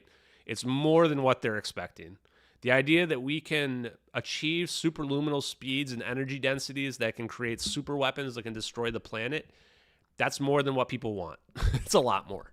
It's the truth, but it's more than what people want. Okay, so yes, 60 votes. Good votes, guys. Yeah, I think the people who said no, 66% of you, you guys are probably the ones who are right. But hey, maybe we'll be wrong. We'll find out. Lionhead97 says, hey, can you hook me up with an IT job? I would say look into healthcare IT. We need more competent investigators in healthcare IT. It's been a downward spiral, I would say. And this is not an endorsement or criticism of my company, but we don't use AI as much as I wish we used AI in my job. And I think it would make our jobs a lot easier. And I think that in healthcare IT, we have to be more forward-looking in terms of what the future, the next 20 years looks like. I've been doing this job 20 years, and I feel like very little has changed. And we need more smart people in it. It's a job where you have to be very smart, because healthcare IT is not a job where you just add more people to the problem to fix it. It's the kind of problem where you need very talented, highly skilled people. Yeah. Wow, this is rude. Ashton has had too many drunken, unhinged, and highly entertaining outbursts lately to be getting interest from anyone who wants to be taken seriously. Really? I just call it speaking the truth. But sure. I think that anybody who is afraid to talk to somebody because they don't know how they're going to react, or if they're going to question them too hard, to me, that's not somebody you can take seriously. To me, I take the person who is going to spit the truth, the hard truths, the ones that you don't want to hear. Those are the people that I personally want to hear. But I guess that's the difference between me and mainstream media, right? Mainstream media wants to listen to people that aren't going to push the envelope, that are going to say what they want to hear, right? And I'm certainly not that person. So maybe that's a fair argument. I don't think I've had drunken outbursts, though. I don't really drink that much, and I haven't gotten blacked out drunk in like 15 years or something like that, maybe longer. And I don't even really binge drink, so. Okay. So he did he DM? Anyway. Oh, also, he may be a little bit upset. So, real quick, guys, we do have to show one quick video before we go to the other comments. I did troll pretty hard, guys. Somebody asked me, I don't know you to be somebody who trolls, guys. If you don't think that I troll, then you don't know me very well. I will say that 99% of the time I am extremely upfront and honest with my opinions, but I do have a dry sense of humor. So sometimes you can't tell if I'm being serious or not in some cases. You should pretty much assume I'm being serious unless it seems way too over the top. Okay? So I did edit this, guys. This is not what it originally looks like, but I edited it in a way where you can barely tell the difference. What lies ahead? Well, we're not just looking at UAPs. I have a lot of things you can tell I'm if you look closely. in. For example, I'm interested in the mystery of the missing jet, MH370. I've covered that here in Australia as a journalist, and I've taken a very close interest in what's the story behind the biggest aviation mystery. Can you imagine this is what it really looked like? That's our next show, but I've definitely got some very interesting UAP stories coming up. What lies ahead? So you can tell because look at the red bar right here. For example, it covers it up. I was trying to figure out a way where I could get it to not cover up this red bar, but then I just figured I just don't care. But very few people noticed that I edited this in. But yeah, it basically just had like pictures of Grush and the UAP hearings in the background. And I was like, you know what? This would look so much better if it had the MH370 videos. So I just edited in clips from the MH370 videos. And it looks hilarious. Like, I would love for this to be real one day, where Ross Coulthart is talking to a mainstream media, which was like, this was News Nation. And then all of a sudden, it's just got the videos, and he's talking next to the videos like this. This would not be his face if this was the videos right next to him. I guarantee you that, chat.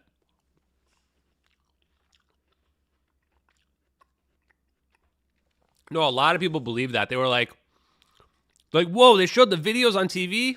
And I was like, no, it's just kidding. I was almost threw it into the comment, but I felt like it was funnier when I don't let people know that I did it, just because of how similar it looked. It just looked so good. It looked so natural. Okay. Let's check out. We'll go in reverse. We'll go to this Jack thing last, and that's where we'll end tonight. So let's go to the next thing. Dmitry Medvedev's statements on alien life. What is he? Guys, help me out here. Oh, he jokes on secret alien files. Okay, so 2012, Men in Black. Yeah, no, I think Russia would know. If there's aliens or even anti-grav technology, they know about it, right? The planet is really big, and any large country would have... even if there was a couple incidents, and a lot of them were fake, they still would know one way or another, right? Okay, well, this isn't very helpful. Strange off-air comments. His views on Father Christmas and aliens while the cameras were still rolling.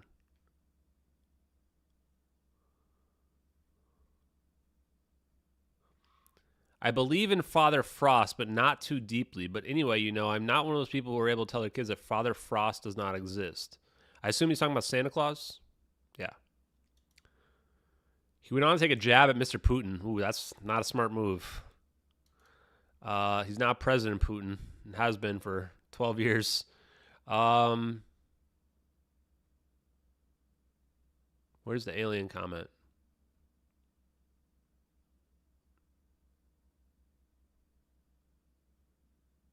Let's see.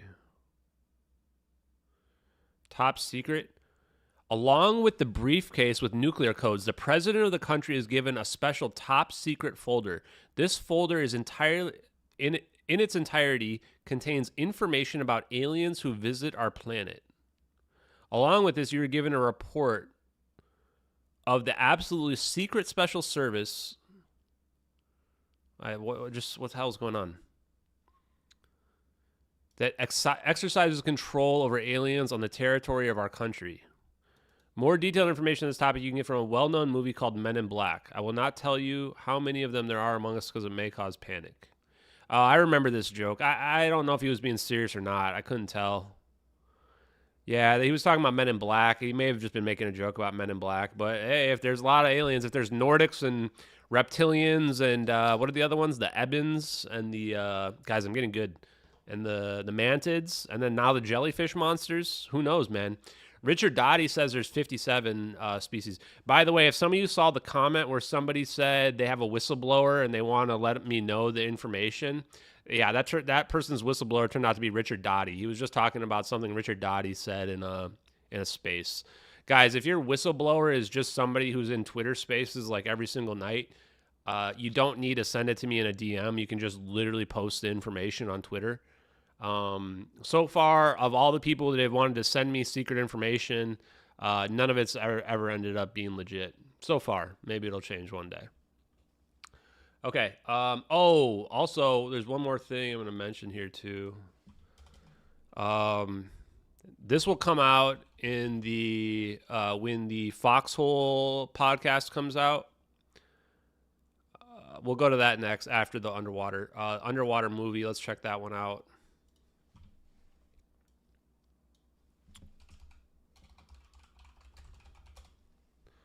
Okay, the movie Underwater, 2020. Oh, I saw this movie. Yeah, I saw this one with the crazy creatures that live underwater. It was pretty bad, but it was interesting. It was just kind of scary because they're like in the Mariana Trench in this some kind of like mining facility, and it goes down the way you would expect. They mine down and they find these creatures under there, and they're kind of like crab creatures or squid creatures. I can't remember exactly. Yeah, it's got TJ Miller in it before he got canceled. He got canceled pretty soon after that. The Silicon Valley TV show guy. Yeah, I saw that movie. I mean, that's kind of interesting. I remember when I watched that movie, the whole reason why I watched this movie was because of the that post that we just read, actually. I'm pretty sure it was like loosely based on that, actually. I'm pretty sure that post was like that led them to actually make this movie. Pretty interesting. So Bob Grenier on the podcast that I did today, we did a panel podcast. One of the things he told me that I didn't know is the reason why he made the fractal toroidal moment clip where he talks about MH370 is that somebody he knows sent him the video and told him he needs to look into it. That's pretty damn weird. I would have thought that he would have independently found the videos and talked about it, but no. Somebody sent him the videos. Someone sent him my work and said, you need to look at this. And that's why he looked and he made that video, Fractal Toroidal Moments, where then that's how I talked to Bob Grenier and how we found him. Which is weird because that's kind of similar to the whole situation with the letter to me and how we found Randall Carlson and those guys. So it feels like there is maybe like people trying to connect us all together. And I want to know, when you guys listen to it, when it drops, I think it'll probably be a few days, he says the guy's name. Wait, that was actually you, Bernie? You sent it to him? Wait, Bernie, you sent him the videos to Bob Grenier? Okay, well, that's really weird, if so. Maybe it is you. If he says Bernie, I feel like I would have known if he said Bernie. But maybe. I didn't hear the name, so if it is you, awesome. If it's somebody else, I want somebody to listen to that and figure out who the name of that person was. I want to track that back and figure that out. So, yeah, and Bob Grenier actually mentioned how his dad was a Freemason in the podcast today as well. Pretty crazy, man. Maybe Bernie made the letter to Ashton, guys. Guys, did you think Crypto Alchemist made the letter to Ashton Forbes? We can't rule it out.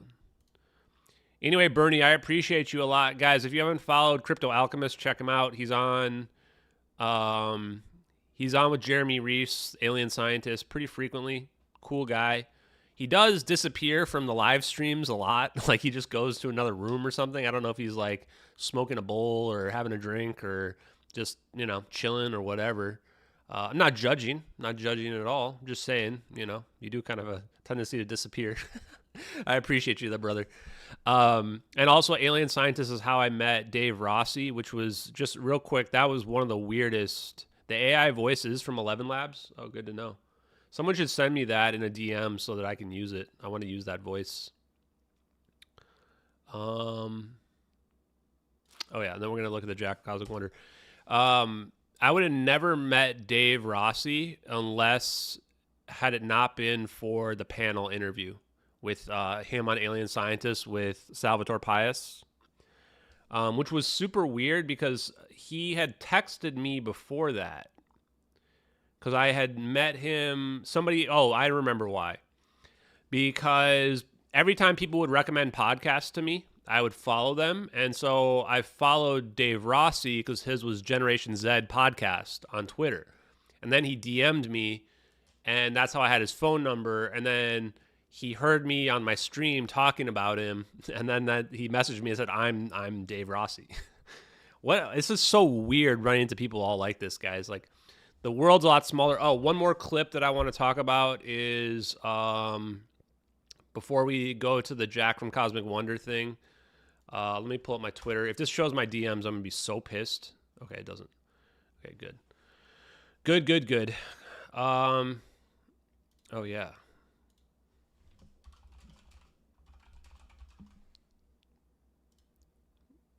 Okay, there was another clip. Jeez. Bro, these people they're going hard on these. I'm just staying out of the whole AARO battle because I just don't care. UAP Mike. Guys, UAP Mike doesn't follow me back. Kind of rude. But that's okay. We'll still follow him. He didn't even post this clip, but somebody else posted it. Oh, he got retweeted by UFO Joe. That's funny because he stole this from somebody else, but that's fine. Because you sort of feel, sometimes I just feel I was walking down a street in Washington and I was looking around at the people around me and thinking, my God, you people don't know what I know. Okay, first of all, what? How is Ross Coulthart going to say that he's looking around and people don't know what I know? This is why I can't take the UFO people seriously, guys. This is how I feel when I'm talking to Ross Coulthart, right? Ross Coulthart's looking around at random people going, you don't know what I know. And I'm sitting there looking at Ross Coulthart going, you don't know what I know. Right? This is a guy who's like, oh, we've got aliens and reverse engineering craft. And he thinks that everybody else can't accept that. And I'm going, yeah. And those craft can move at superluminal speeds. And this can be turned into a doomsday weapon. And he's going, nah, that's crazy. Come on, people. Please, man, please. I'd just come away from an incredible conversation with a staffer in the Congress who was telling me what they knew was going on. And it's revelations of direct first-hand witness evidence of a retrieval program and a reverse engineering program inside the United States, mainly run by private aerospace companies. What more do we have to say? Like, we've literally been saying this. And it's not like we invented this, but like this is where the information is coming from. Private aerospace companies, third-party contractors, they have the technology. Why does Congress not know about it? Because they don't have access to that information. It's private company. That's the whole point. It was set up this way. The government is not directly doing it. They're selling it out to third-party contractors. They pay them the money. Now the information is protected. Pretty simple, guys. But also overseen by a very small group of gatekeepers. And this is the key part. There's a small group of gatekeepers. This is why I wanted to pull that clip up. A small group of gatekeepers is the ones that manage it. It's not this huge, sprawling organization that's hiding it. Why is this important? Because there's even factions within our own government that don't realize that it's real. If you're not one of these small groups of gatekeepers, probably the CIA and probably some intelligence community members, which include some of the engineers that work on that stuff. If you're not one of those small people, you have no idea, right? Or if you're like the general of the various militaries, like General Joseph F. Dunford, maybe General Flynn knows about it as well. And the reason why General Flynn would know is because he was head of the DIA, the Defense Intelligence Agency. Like, those are the people that are going to have to know about the technology. But, you know, they've been sworn to secrecy, and they're the types of smart people that know that there's smart people that play dumb, right? Where they pretend like they don't know. And this is how it works, is that it's not this huge group. And this is what's crazy about all the different connections that we've been making, because the connections that we're realizing is the same thing. It's a small group of people that know about this technology. It's like Salvatore Paez, Bob Grenier, Malcolm Bendall, Dave Rossi. These people represent various different factions, right? You've got Salvatore Paez, who's literally in the Navy, probably working on these types of craft directly, right? You've got Dave Rossi, who's a defense contractor, and he contracts around, right? And he has his own company, LLC. A lot of these people do. They do it that way instead of working directly for the government. They probably make way more money when they do it like that. Then you've got Bob Grenier, who's doing his own independent research where he cannot be controlled, right? And he's doing it open source where he's making it all available to the public. Now, people don't really understand his post because it's too scientific, right? And that's where I help try to bring it down to earth so people can understand we're looking at over unity. And then you've got Malcolm Bendall, who's like the mad scientist, but I mean that in the best possible way, where he's like, F all these people. I'm going to go live on an island in the Maldives for 7 years and just do it and engineer it myself. Screw everybody else, right? I respect that more than anything, probably. And that's probably why, like, he's had his life threatened multiple times. And why no one can really believe it, right? There's this small group of people that are in the know. And then there's a bunch of people trying to exploit that information for their own benefit, right? I would say as well, people like, what's the other? Eric Davis. Eric Davis knows 100%, guys. He's probably one of the gatekeepers, right? How many papers have we read from Eric Davis about teleportation and zero-point energy? Hal Puthoff has literally papers about zero-point energy. These guys 100% know, right? And it's just not going to be a lot of them, right? Maybe even Jack Sarfati may know as well, right? But, you know, he may not even be, I don't know if he's like an actual engineer or if he's just a theoretical physicist, right? Because if you're just a theoretical physicist and you're not going into the labs, you probably have no idea. The people that people listen to, the Eric Weinsteins, and I don't mean to group all these people together. Eric Weinstein's not equivalent of Neil deGrasse Tyson. If I had to give you guys a scale, Neil deGrasse Tyson and Bill Nye the Science Guy is down here like with Mick West, okay? Like zero respect. Eric Weinstein's somewhere in the middle, like light years ahead of those guys, but he hasn't quite awakened yet to the reality of the situation because he's never been on the inside. If Eric Weinstein went into one of the labs, the third-party contractor labs, it would blow his mind. He would be sharpening his pitchfork. And then you've got the Hal Puthoffs and the Eric Davises who are way up here, right? And they have the scientific know-how and knowledge of someone like Eric Davis, but they've seen the labs. They know it's real, right? Because they've been working on it. And they have NDAs, so they can't talk about it. And some of them just don't even want to.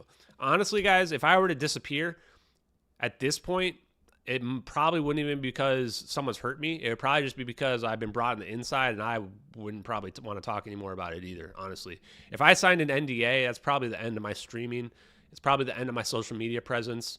If they pay me enough money to just go work and do something else related to this, I'd probably give all this up. I'm just being honest with you guys. Because the truth is, like, it's not worth it to try to convince everybody. And you guys have seen that as well.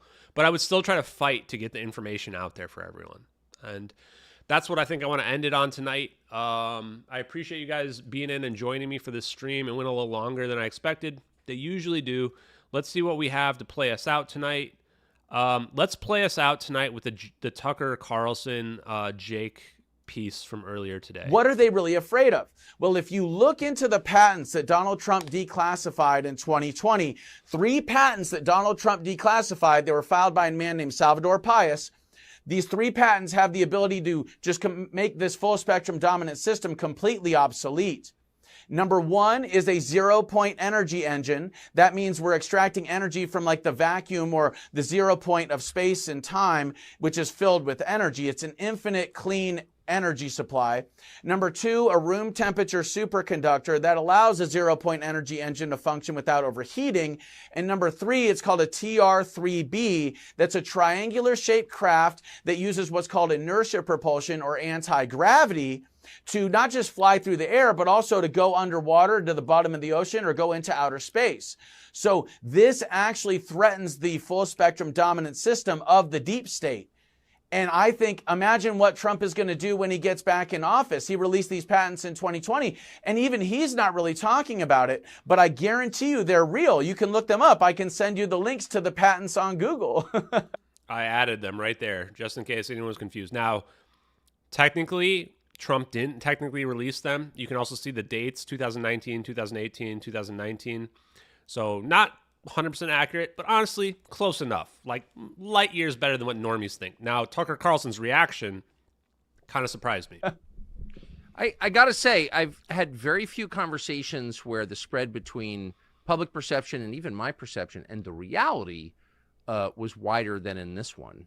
I mean, I can't assess anything that you just said. I've never heard of any of it before. Obviously my fault, but I think it's legitimately interesting, and so are you. What are they really? Okay, so wow, chat.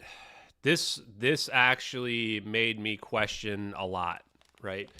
He's bald, so that's the reason why he's wearing a bandana. That's why he wears a lot of hats and bandanas. People that don't have hair usually do that a lot. Just a heads up. That's why he's wearing the bandana. So,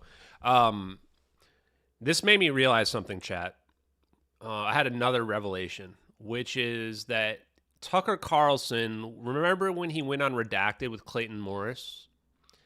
And he said that the nature of the phenomenon scared him. Both of them said it. And said that they couldn't talk to their families about it.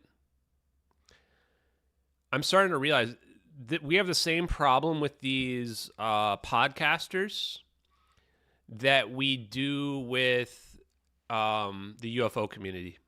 This is so far beyond what the podcasters are ready for. Even with people like Tucker Carlson, this is well beyond what these people are ready for. Like, we sound like literal crazy people when we're talking about being able to teleport an object, macroscopic phase conjugation.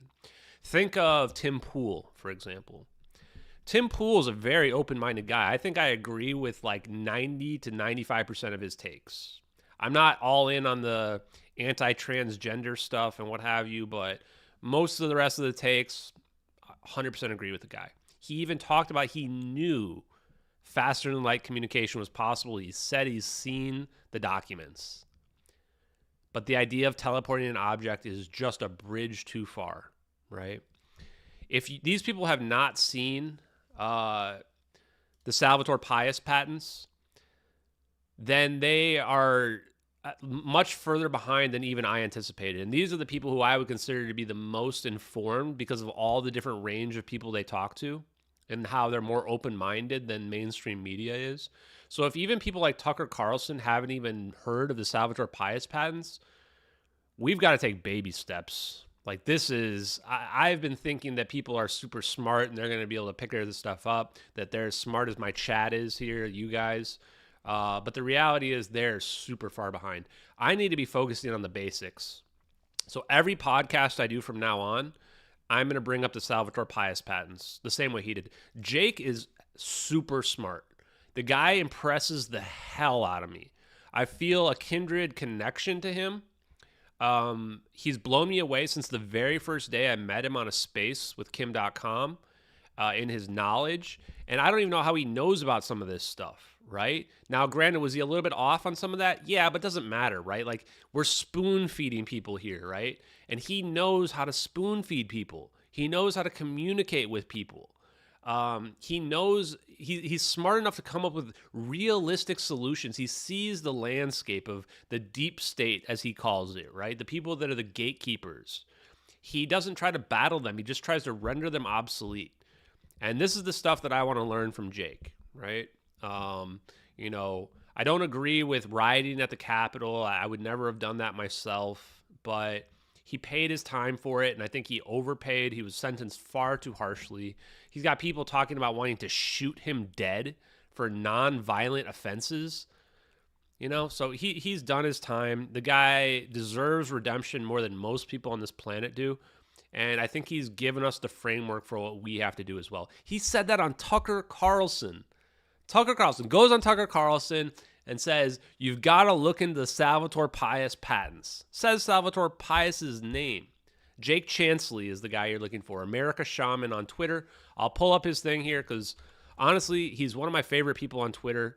I consider him a good friend, even though we've never met in real life. We've DM'd back and forth. We've done 3 spaces together. I try to join every space that he does. Even the stuff where he's more esoteric in nature, like, that's fine. I'm not against anyone's esoteric beliefs. I don't care. But the stuff he says about the patents and the technology, that's where we align 100%. So thank you guys very much for following the stream tonight. We had a very big audience tonight. We were looking at some pretty fun stuff. If you were watching later on, I hope you enjoyed it. And I hope to do more stuff like this as well in the future. Have a great night, and follow us along for the journey of disclosing advanced technology. And one day we will get the truth for the families of MH370. That I promise you guys. It won't be now. It won't be next week. But one day in the future, it will happen. Have a great night, guys. And, yeah, enjoy.